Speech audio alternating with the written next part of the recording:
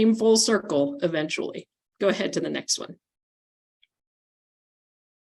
So I went to school in Pennsylvania, right outside of Philadelphia. And like I said, I was thinking about all sorts of different things, and the marine environment was always a big interest of mine. I ended up saying, well, my dad's a chemist, or my dad's a chemical engineer. My mom's a chemist who wanted to be a chemical engineer, but they wouldn't let women do engineering in those days. So I thought, well, okay, I'll try chemical engineering. So I went to Virginia Tech, and the reason for that was because they actually graduate more chemical engineers that are hired by DuPont than any other school in the country. And so that's why I ended up going there. But I worked for DuPont, and I ended up not really liking chemical engineering so much. I really wanted to do biochemical engineering. I was a co-op student, which meant I went to school for 6 months, and then I worked for 6 months. And then I went to school for 6 months, and then I worked for 6 months. And you end up doing that 3 times and getting, 18 months of experience. And in my second one, I realized I don't want to do chemical engineering. I really want to do biochemical engineering, and they didn't have that. So in my 4th year out of 5, because that's a 5-year program, I switched to biochemistry with a minor in chemical engineering, and that has served me really well. So from there, I talked to my advisor about what do I do with this biochemistry degree and this chemical engineering minor? What do I do with that?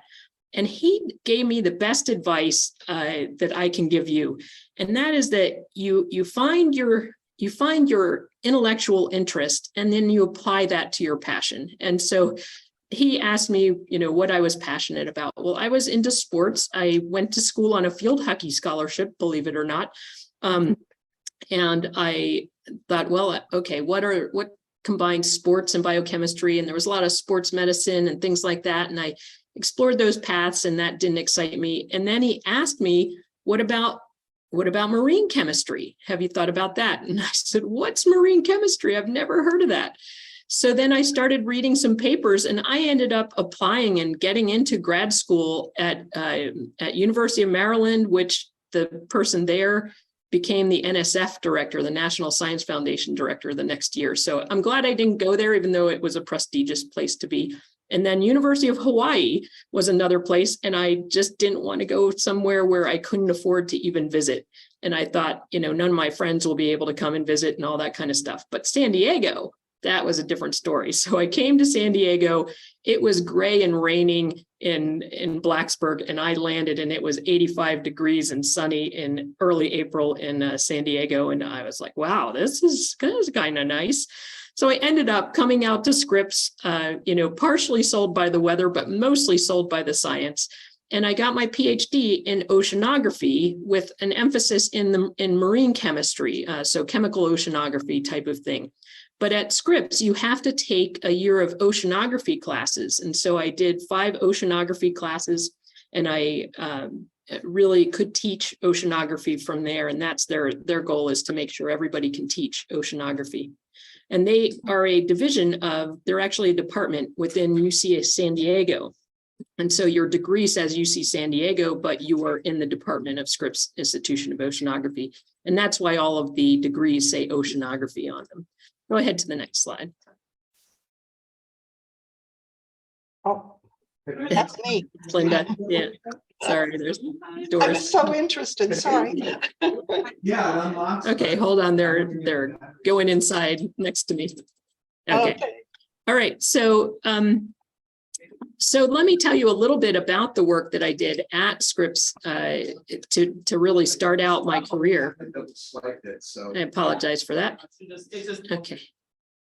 So when I got there, the lab had just come from the Galapagos Islands, and they had done a study where they followed the Galapagos lizards around the islands and saw what they ate and what they didn't eat.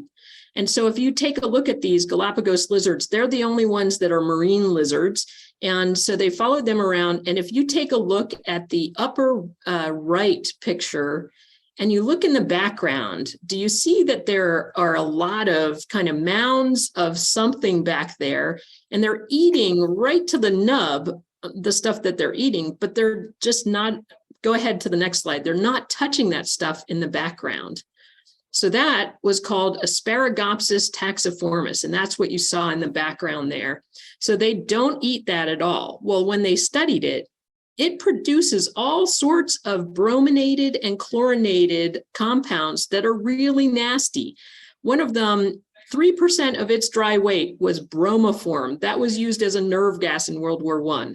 So this is also a problem in that they were talking right then about the global warming issue and saying, well, maybe we should just seed the ocean with iron because that's the limiting nutrient and we get a lot more algae to grow, except that that's the limiting nutrient for this too. And that bromoform is the major halocarbon in the Arctic ozone hole. So the Antarctic was the problem at the time, but the Arctic ozone hole, that's the major problem there. So we would be trading one environmental problem for another. So it really kind of brought home this concept that if you're going to do something ecologically, you really need to study the big picture.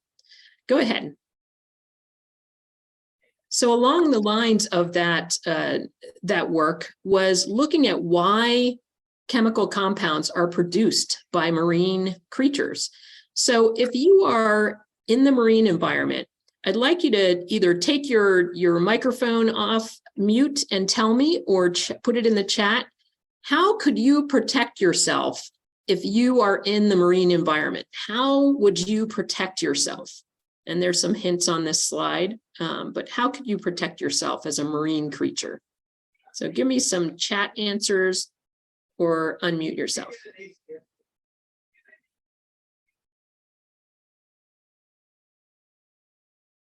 I think, don't some of the fish hide out like in the sea anemones?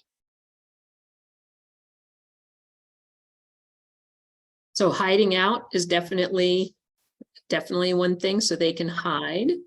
What else can they do? Camouflage. There we go. Thanks, Bex.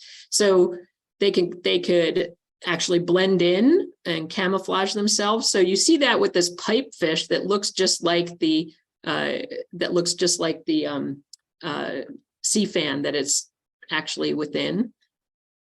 They could have a hard shell or an unpalatable outside so that things would not like to bite them. Right. So they could be hard shelled. So that's what the lobster has, right? And then I saw that in the chat, that they could form alliances with other creatures. I love that. So you see the anemone up in the corner. So the anemone, the reason that doesn't get eaten is what? Why don't they eat the anemone? Anybody know what anemones do to protect themselves?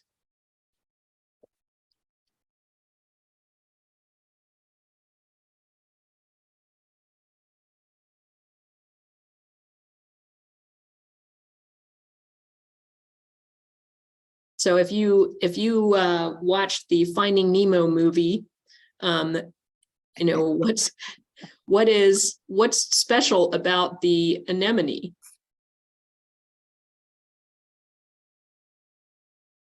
Any thoughts? All right. So, well, let me tell you that it keeps Nemo safe. It does because it stings, right? Yeah. So it's got a toxin that basically stings. It has little harpoons that actually put the toxin right into you. So it stings. But the clownfish actually touch it with their nose, and it starts emitting this kind of mucus around the outside of the clownfish, and they get those stinging cells actually in their mucus, and they get recognized as self. And so they can swim in and out of the anemones after a while, and they won't discharge any kind of toxins or those little harpoons because it's recognized as self. And so there's an alliance there. That's great. And they can hide, and go ahead to the next one. They can do a lot of things. They can swim They can sting and have physical attacks. And then they can actually produce anti-predation metabolites. So you look at this little sponge, I call this my poor little helpless sponge in the middle of this picture. And it doesn't have, so it's not the type of sponge that has glass in it. So some shells, some sponges have glass in them to protect themselves. But many of them just produce these molecules that taste bad to fish. They might not be toxic at all, but they taste really bad. And that interested me right from the start. What are these molecules and how are these creatures using them? And eventually I got down to the tiniest of creatures. So go ahead to the next slide. I started looking at things that are on the surface of different animals. So jellyfish actually have stinging cells on below, right? But even on the top, they are protected from different types of kind of things growing over top of them, or anything that you're not going to see things take a small bite, because they have these compounds being produced by bacteria on their surface. And this was the first big molecule that I identified. It was called the selenamides, and we were looking at them as anti-inflammatory compounds. And so it was a very, very fulfilling job to actually put this molecule together from scratch. So figure out what is connected to what and all of that sort of thing from scratch. Very fulfilling work. Go ahead on to the next slide. So from Scripps, once I graduated, I wanted to try teaching, and it was a graduate only department. And so I didn't really get to try teaching assistant, anything like that. So I ended up going to Tulane University as a visiting assistant professor and teaching, and finding out this is what I want to do. This is really the first thing where I said, oh, I could do this for the rest of my life. And I did. So from there, I really felt like Tulane was in New Orleans, the definition of a great place to visit, but yet don't necessarily want to live there. So I left Tulane and I went to UC San Diego, because after all, once you come to San Diego, it's hard to leave and move anywhere else. That's just my experience. So I taught at UC San Diego, and UC San Diego, I was a grad student there, right? I loved being a student at UC San Diego, but as a grad student, I got a lot of personal attention.